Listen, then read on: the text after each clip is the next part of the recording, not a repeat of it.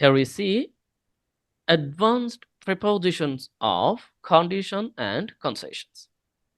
তার মানে কন্ডিশন আর কনসেশনস যখন আমরা অ্যাডভান্স কিছু লিখতে যাই ইংরেজিতে ফ্রিহ্যান্ড ইংলিশ হিসাবে বা যখন আমরা কথা বলার প্রয়োজনে অ্যাডভান্স লেভেলের প্রিপোজিশনের প্রয়োজন হতে পারে।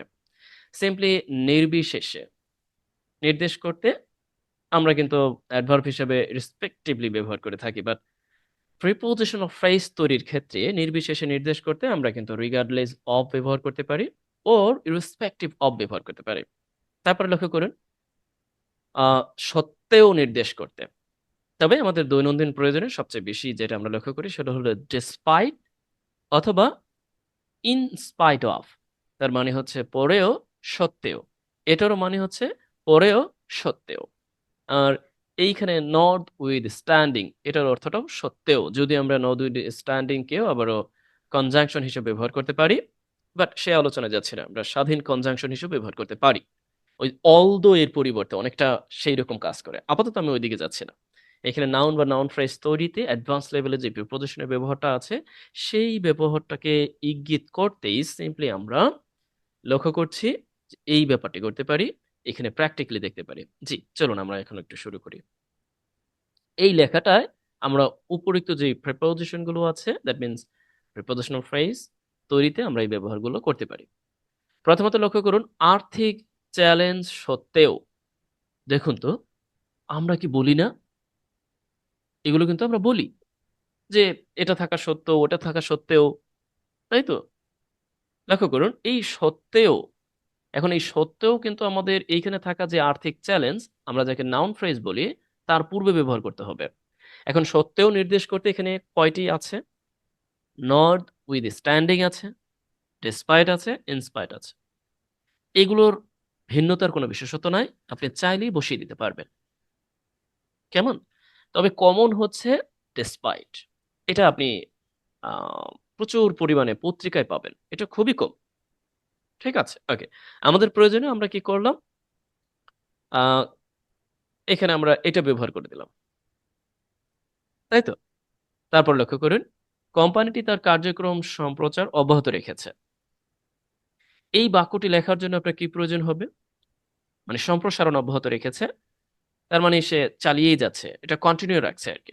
সম্প্রসারণ দ্যাট মিনস কার্যক্রম, কার্যক্রম তো তার কার্যক্রম বলতে নির্দেশ করতে কোম্পানিটির যে কার্যক্রম আছে সম্প্রসারণ, এক্সটেন্ড অর এক্সপেন্ড আপনি ব্যবহার করতে পারেন, তবে এক্সটেন্ড এটা ভালো, যে কন্টিনিউ টু এক্সটেন্ড। কেমন? সম্প্রসারণ, অ্যানেক্স, অনেক কিছু ব্যবহার করা যায়। আপাতত আমি ওই দিক থেকে যাচ্ছি না, আমার মূল কাজ হচ্ছে এখানে প্রিপোজিশনের পরিচয় করিয়ে দেওয়া। বাক্যটি আপনি তৈরি করুন। প্রতিযোগিতামূলক বাজারে, তার মানে এখানে একটি প্রিপোজিশনের কাজ আছে। কারণ কি? আমরা লক্ষ্য করছি এইখানে একটি বিভক্তি আছে, বাজারে এ আছে, তার মানে প্রতিযোগিতামূলক বাজার এ নির্দেশ করতে সিম্পলি আমরা কিন্তু আম, কি করতে পারি, ইন ব্যবহার করতে পারি, তাই না? ইন, ইন এরপরে এই প্রতিযোগিতামূলক বাজার, আমরা যদি এখন নাউন ফ্রেজটা তৈরি করি আমরা বলতে পারি কম্পিটিটিভ যে মার্কেট, সরি টু সে, আপনি আরো সুন্দর সুন্দর শব্দ চয়ন করতে পারেন। কম্পিটিটিভ সাধারণত আমরা ব্যবহার করে থাকি প্রতিযোগিতামূলক বাজার। দৃঢ়তা পরিদর্শন করে, প্রদর্শন করে, জি, এখানে সিম্পলি আপনি ব্যবহার করতে পারেন যে এই হচ্ছে একটি কাজ, এই সাবজেক্টের এই কোম্পানিটির, আবারও দৃঢ়তা পরিদর্শন করা এটাও একটি কাজ, দুটা কাজই তিনি করেছেন, সমস্যা নেই। ব্যক্তির পটভূমি নির্বিশেষে, তার মানে এখন নির্বিশেষে বলতে আপনি কি ব্যবহার করবেন? হয় আপনি রেসপেক্টিভ অফ ব্যবহার করবেন অথবা রিগার্ডলেস অফ ব্যবহার করবেন, তবে এখানে উপযুক্ত আপনি রিগার্ডলেস অফ আমরা সাধারণত ব্যবহার করে থাকি, তবে এটাও করা যায়। ওকে, দল মত নির্বিশেষে ব্যবহার করতে ম্যাক্সিমাম সময় আমরা ইরেসপেক্টিভ অফ ব্যবহার করে থাকি, ওরা ইরেসপেক্টিভলি ব্যবহার করে থাকি। হিয়ার উই সি, এন্ড ব্যক্তির পটভূমি নির্বিশেষে একটি ন্যায়পরায়ণ সমাজে, এইখানে কিন্তু আবার একটি প্রিপোজিশনের ব্যবহার আছে। আপনি জানেন কি, ন্যায়পরায়ণ সমাজে, এই যে এটার জন্য আপনাকে কি ব্যবহার করতে হবে? ইন ব্যবহার করতে হবে, তাই তো? আহ সকলের জন্য সমান সুযোগ নিশ্চিত করা উচিত। একটা ব্যাপার লক্ষ্য করেছেন কি, যদি আমি এই বাক্যটিকে লিখতে যাই তখন আমাকে প্রথমত দেখতে হচ্ছে এখানে একটি নাউন প্রিপোজিশনাল ফ্রেজ তৈরি করতে হবে নির্বিশেষে দিয়ে, তার মানে রিগার্ডলেস অফ দিয়ে। তারপরে একটি ন্যায়পরায়ণ সমাজে, তার মানে এইখানে কিন্তু একটি অ্যাডভার্বিয়াল ফ্রেজ। প্রশ্নটা হচ্ছে সকলের জন্য, এখানেও একটি adverbial phrase, sorry to say adverbial না, প্রিপোজিশনাল ফ্রেজ। সমান সুযোগ সুবিধা নিশ্চিত করা উচিত। প্রশ্নটা হলো তাহলে সাবজেক্ট কে? এটা নিয়ে আপনার একটা দারুণ ঝামেলা তৈরি হবে না? কারণ আমরা এখানে যে বাক্যটা দেখতে পাচ্ছি তার বেশিরভাগই হচ্ছে প্রিপোজিশন ফ্রেজ, মানে প্রিপোজিশন দিয়ে যুক্ত। এই একটি অংশ এখানেও প্রিপোজিশন দিয়ে যুক্ত, আবার এইখানেও প্রিপোজিশন যুক্ত সকলের জন্য, দ্যাট মিন্স ফর। আমরা কি বলতে পারি? সকল, সবাইকে নির্দেশ করতে। এইখানে হচ্ছে মূলত আপনাকে সাবজেক্ট বা অবজেক্ট খুঁজে বের করতে হবে। তাহলে এইটা কি ধরনের বাক্য? এক্স্যাক্টলি, এটা হচ্ছে মূলত প্যাসিভ বাক্যে, তার মানে হচ্ছে প্যাসিভ এটা করতে হবে। বুঝতে পারছেন? কারণ যদি বলা হয় কি নিশ্চিত করা উচিত, তাহলে আমাদের প্রশ্নটা আসবে সমান সুযোগ সুবিধা, সমান সুযোগ। তার মানে এটা নিশ্চিত অন্য কেউ করবে, তাই তো? এরপর আপনি বলতে পারেন তাহলে কোনটা কখন লিখবো। হুম, দেখুন, সিম্পলি লক্ষ্য করুন, এই যে যে ব্যক্তির পটভূমি নির্বিশেষে এটা তো প্রথমে লিখবেন। এরপরে সমান ইকুয়াল যে রাইটস আছে, ইকুয়াল যে ফ্যাসিলিটিস আছে, এটা নিশ্চিত করা উচিত, দ্যাট মিন শুড বি ইনশোর্ড। কোথায় উচিত? একটি ন্যায়পরায়ণ সমাজে। ওকে, ফর সবার জন্য, চাইলে আপনি উচিত, এরপরে ফর সকলের জন্য, এরপরে একটি ন্যায়পরায়ণ সমাজে দিতে পারবেন। এই তো হয়ে গেল। এরপরে দেখুন, কঠোর নিরাপত্তা ব্যবস্থার পরেও, এইখানে একটা ব্যাপার আছে। আমরা অনেক সময় কিন্তু বলি পরেও, সত্ত্বেও, হলেও, একই সেন্স। ওকে, আপনি বলতে পারেন না যে কঠোর নিরাপত্তা ব্যবস্থা সত্ত্বেও, এইরকম সেন্সেই পরেও নির্দেশ করেছে। সিম্পলি আপনি কি ব্যবহার করতে পারেন?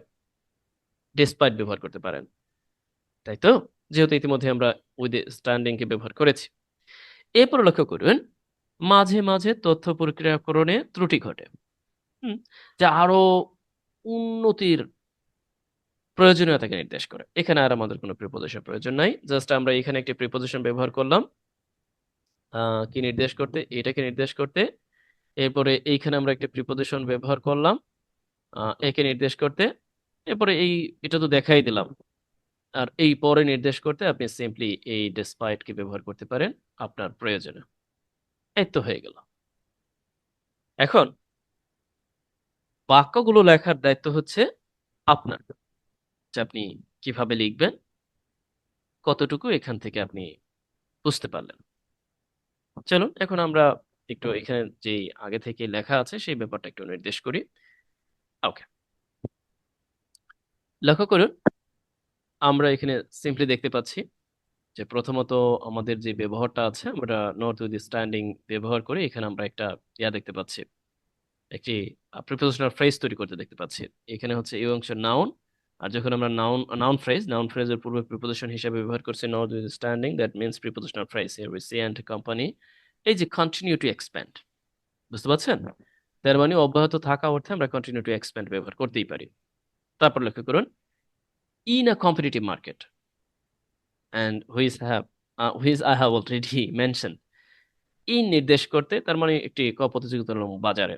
এরপরে একজনের ব্যাকগ্রাউন্ড, সেই ক্ষেত্রে ইরেসপেক্টিভ অর রিগার্ডলেস অফ আপনি ব্যবহার করতে পারেন। ইকুয়াল রাইটস শুড বি, এই যে দেখুন এখানে ইকুয়াল রাইটটা হচ্ছে সাবজেক্ট, তার মানে অবজেক্ট হিসেবে প্যাসিভ বাক্যের subject. Should be provided or insure, সবার জন্য, all individuals in just a society, একটি সোসাইটিতে। এরপরে দেখুন, রেগুলার সেফটি, আমি বলেছি আপনি ইনস্পাইট অফ অর ডিসপাইট দুটার একটা ব্যবহার করতে পারেন, যে ইনস্পাইট অফ রেগুলার সেফটি, যে থাকা সত্ত্বেও। এরপরে এভারেজ সিম্পলি সিম্পলি যা আছে তা হয়ে গেল। এই তো। এখন আপনি ব্যবহার করতে পারবেন না, এরপরও যদি কোনো প্রশ্ন থাকে আমাকে বলতে পারেন।